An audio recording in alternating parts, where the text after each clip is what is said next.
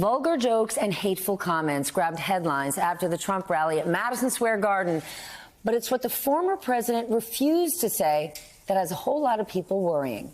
During his speech, Donald Trump delivered a thinly veiled threat about the Republican-controlled House and the election.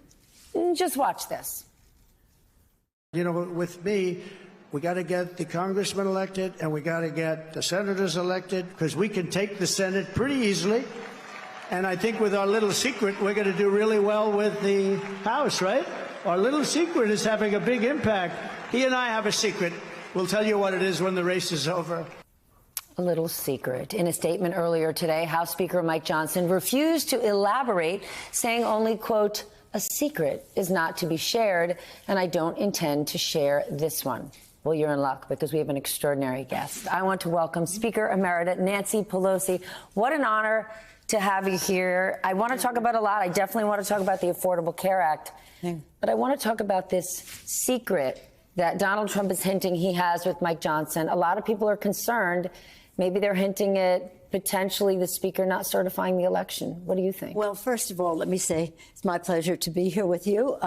We're not worried about what secrets he may have. It's no secret that we are going to win the House of Representatives, that Kamala Harris will still be vice president and will again preside in the way Mike Pence did, with integrity and constitutionally, and that we will be able to approve of the work of the Electoral College. So I don't know what he's talking about, but we don't spend time worrying about him. We agonize, we organize, and we're organizing to win the House, and we will. And Hakeem Jeffries will be Speaker that day on January 6th. But if Speaker Johnson is not planning to certify the election, then what are we in for? Well, you know what? Why don't we just win the election? We have one more week, and we'll see how that goes, and hopefully we'll know that night. But it is pretty exciting to see the enthusiasm. I'm almost in a different city every day, doing grassroots work as well as message and money, the mobilization on the ground. And that's what we're doing. And I've never seen so much enthusiasm of people wanting to get out there, knock on doors, make the calls, write the postcards, text their friends or people they're taxed to do. And we have more than when Barack Obama was running, even more than that? Yeah.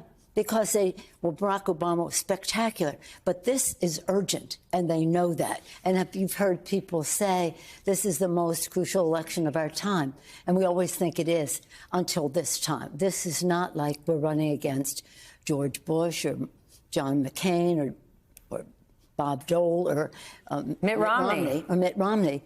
That's really the democracy, where you have your ideas and you compete and one party other wins. This is about saving our democracy, but more importantly, about the kitchen table issues of American people. What's his name is putting out there is ridiculous. And what gets me is that people say, well, I don't like what he says and I don't like how he says this or that, but I liked his policy. What policy? To give a tax. The only thing he did when he was president with a Republican Congress was to pass a tax bill that gave 83% of the benefits to the top 1%, corporations and individuals. The top 1%, adding $2 trillion to the national debt. $2 trillion to the national debt. They're so fiscally responsible. No, we are the ones. And when Joe Biden came in, what did he do?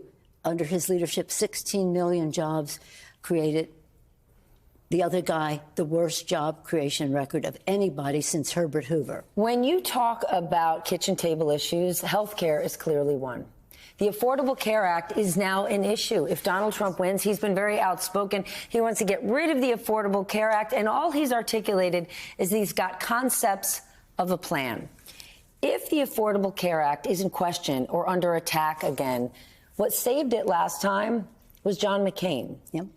Is there a Republican now, a trusted Republican, that you could look to say, well, they'd serve as John McCain this time around? I don't think that we are going to win the House. All right. You understand? There's no use speculating on what isn't going to happen. As I said, we don't agonize, we organize. Let me just say this. As we're going door to door, what we're hearing is about health care. And when we won in the election in 18, when people, that's what saved the country. We won the House in 2018, so we could hold him in check. But people said, weren't you lucky? Healthcare became the issue of the campaign. I said, no, we weren't lucky. We made our own luck. We had thousands of meetings around the country where people came and talked about the need for keeping the Affordable Care Act. That's how we saved it then from all of their assaults. And, of course, John McCain was the vote heard around the world with that. But he what's his name? He says Obamacare sucks. Forgive my French. I'm just quoting a person who wants to be the president of the United States. Obamacare sucks. No, it doesn't suck. It cures. And if he were to prevail, which God forbid he would not, there would be like 45 million people would lose their health care right away. Over 100 million people in our country have a pre-existing medical condition. It's over for them. Then let me ask you, because you brought up this point earlier of all these people who say, oh, I don't like what he says, but I like his policies. I ask you, when they tell you that, what are the policies besides tax cuts for corporations, besides, blanket deregulation? What do you think it is that have so many people still willing to vote for this person? Well, it depends on who you're talking about. Okay. If you're talking about the billionaire class. Sure, I get that one. Class. Yes. Okay, they don't want to pay their fair share of taxes. They don't want any protections in the law. But that's not Donald Trump's base. No, I understand that, but it's his funding. Mm-hmm. It's a lot of his funding. So it's not that many people, but it's his funding. And he's misrepresenting. You have to give him credit for being a great snake oil salesman. He's a con man. He's a con man. So they don't even, there's hardly anything that you could name that he did in their interest. But people see their interests their own way. But this is, healthcare is not just about what I talked about, having the coverage and pre-existing conditions. It's about reproductive health as well. And this is where, I'm telling you, the army of volunteers out there is so massive and it is so encouraging. And so we see people very carefully doing their voting. In California, we have a very long ballot, I can tell you that. And so it takes time, but we will, everybody will do everything precisely so it won't be in question. But health care has emerged because it's a kitchen table issue. It's a health issue. And let me just say one other thing about that kitchen table, the cost of prescription drugs. We have been working for a long time. Finally, under President Biden and Kamala Harris, we were able to get the bill passed without one Republican vote to lower the cost of prescription drugs. If you were using insulin, it was $500–600 a month. Now it is $35 a month for seniors on Medicare. Now we want that for everyone. We can finally negotiate for lower prices because we passed the bill. And so this was a great breakthrough. At the handmaiden of the pharma industry, Trump has said, they're going to, well, they've even taken us to court on that. Also, a health issue to me is the air people breathe and the water they drink. And he said to the fossil fuel industry, just give me $1 billion and I'll get rid of all that we've done to save the planet. I had my grandbaby with us earlier today. He's 11 months old. He'll live till the next century.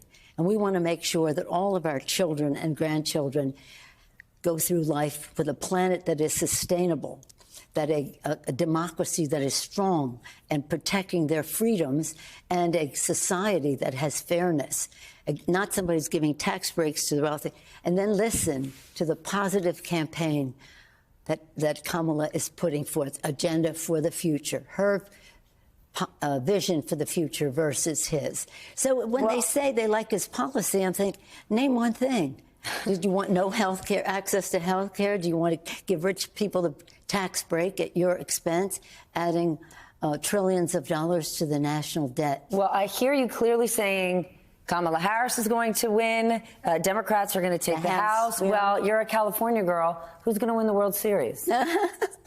Well, today I am celebrating the anniversary of the Giants winning the World Series in 2012. It was their second win in 3 years. Okay, but San Francisco's not in the game. But the L.A. Dodgers, I'm guessing, you're rooting for? Well, I am always rooting for California. I was hoping that the Baltimore Orioles, because I'm a fan of Baltimore, too, would have been in the series. So, again, I'm rooting for the national anthem. That's one thing we can all agree. And my favorite line in the national anthem is, gave proof through the night that our flag was still there.